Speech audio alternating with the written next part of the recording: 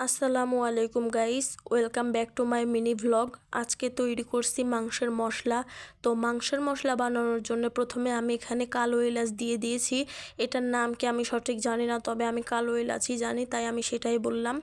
তো তারপরে দিয়ে দিলাম এখানে আমি 3 টুকরা মতো দারচিনি, তারপরে দিয়ে দিলাম জয়ত্রী, তারপরে একটা স্টার মশলার একটু কোনা ভেঙে দিয়েছে। যেহেতু আমি মশলাটা অল্প করেই বানাচ্ছি, সেজন্য আমি শুধু ভিডিও করার জন্যে অল্প অল্প করে মশলাটা দেখাচ্ছি। পরে এক সময় আমি বেশি করে বানিয়ে কৌটা করে রেখে দেব, সেই জন্য আমি শুধু ভিডিওর জন্য অল্প করে বানাচ্ছি। জাস্ট শুধু আপনাদের দেখানোর জন্য আমি ভিডিওটা করতেছি। তারপর কিছুটা জিরা অ্যাড করে দিলাম, তারপর খুব ভালো মতো নেড়ে চেড়ে একটু তেলে নেওয়ার পর আমি পাটাতে ওগুলাকে গুঁড়ো করে নেব। এখানে আর তেমন কোনো মশলা ইউজ করলাম না।